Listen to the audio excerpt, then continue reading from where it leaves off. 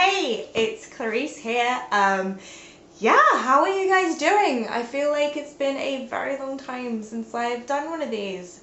But unfortunately, those things that we call adult responsibilities got in the way, which sucks.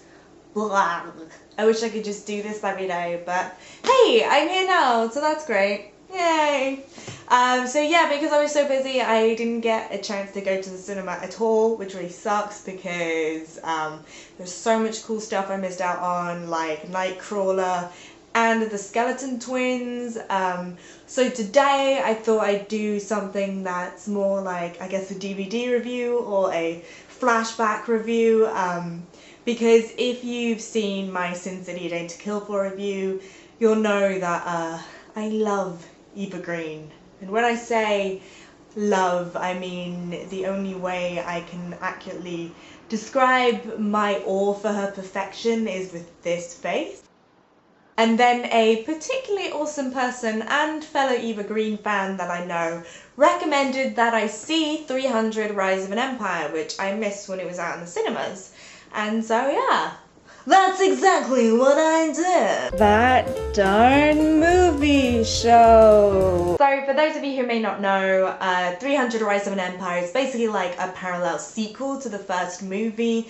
So while you had the 300 Spartans fighting at Thermopylae at exactly the same time, you've got the Athenian navy battling the Persian fleet commanded by a Greek female naval commander, Artemisia.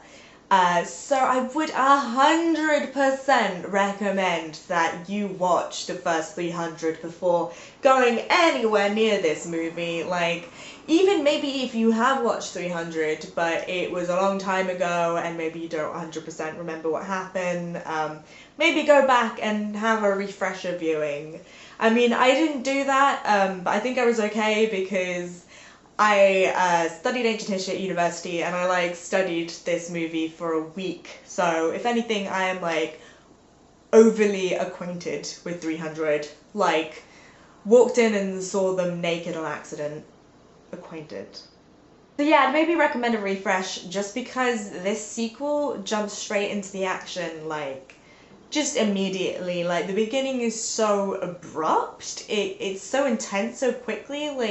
I know I actually had to rewind to the beginning a couple of times just because I hadn't settled my brain down for this movie. It was just give me 2 seconds just to adjust to what is going on, and that's because it just immediately jumps straight into action and straight into this really dense narration by Queen Gorgo. And the sort of narration at the beginning of this movie is crazy because it basically sounds like the narration from a trailer. It's I've already sat down to watch you, you've already sold it to me. You don't need to big yourself up. And honestly, things don't really improve from there. I mean, the screenplay for this movie was just so baffling so often. I mean, I always like to take notes when I'm watching movies, and it's always just kind of the random thoughts that are going through my head. But for this movie, literally everything I wrote down was just questions about what was going on screen. Why at one point when Themistokles, sort of the protagonist, was being introduced, he's introduced as, his men called him Themistokles. And it's just what? I mean, that's his name. His name is Themistokles. What else were they going to call him? It's the equivalent of saying, his men called him Dave.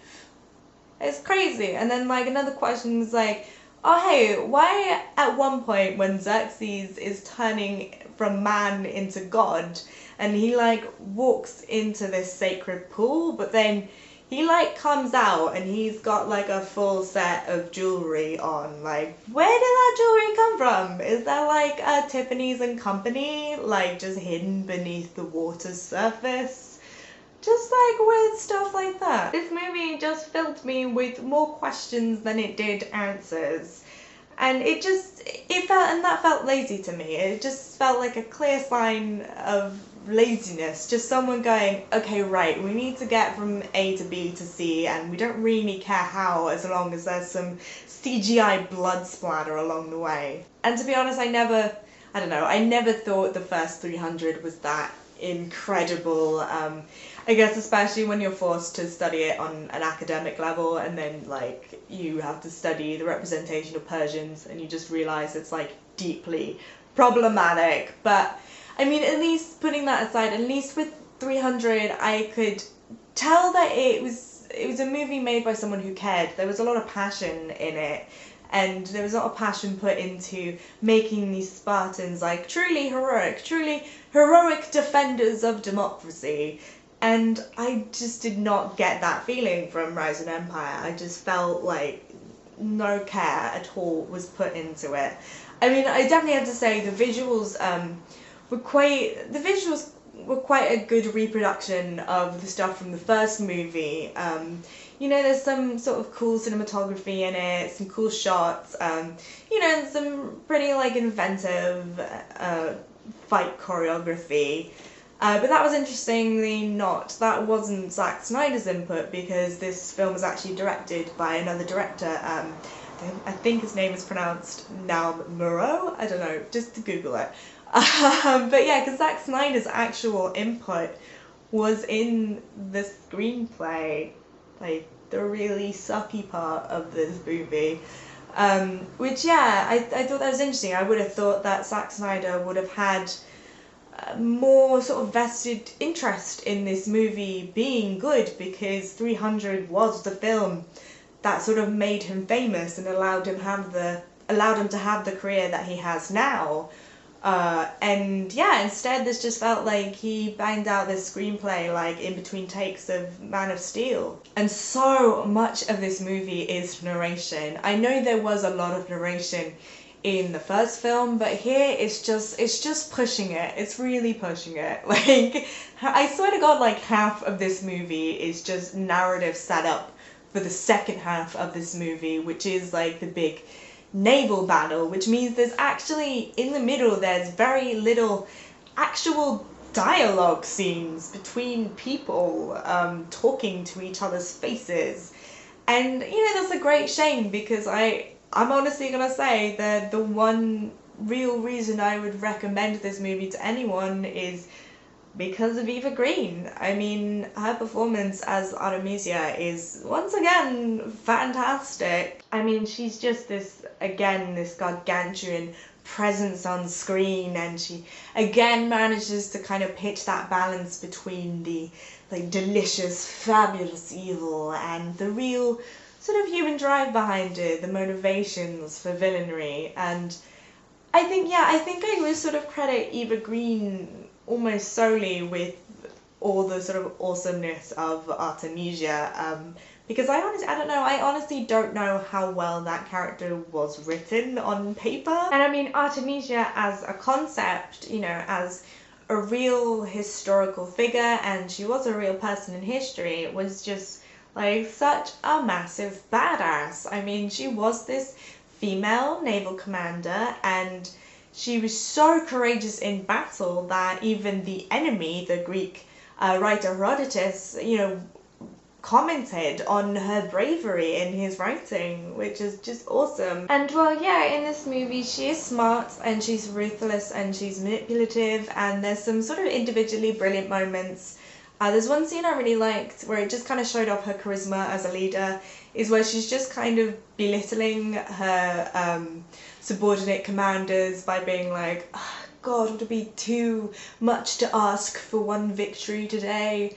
And yeah, there was those kind of moments, but I think overall the character was like instantly ruined for me when I had this sudden realization that there is a running theme going throughout, like, I think almost all of Zack Snyder's female characters, and that is that almost all of them get raped at one point, and just like weird. Because you know, here you have Artemisia, and her kind of hatred for the Greeks is driven by the fact that when she was a child her family was murdered, and then she was repeatedly raped by Greek hoplites. And then, you know, Sucker Punch is basically a movie about rape, and also one of my least favourite movies of all time.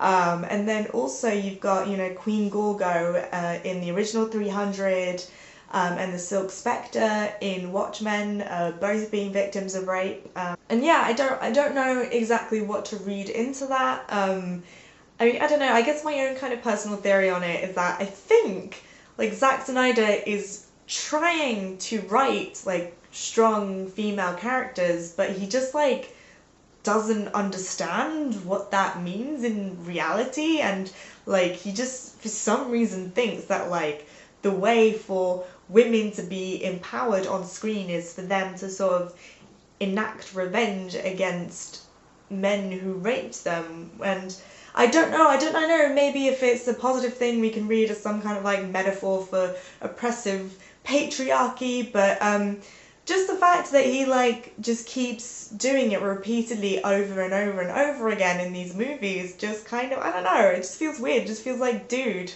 like, you can write like a female character who is empowered without wanting to sort of enact revenge on a rapist. So if you had any enlightening thoughts on that subject or about Rise of an Empire as a whole, I would love to know your thoughts. You can let me know by commenting down below, or you can tweet at me here.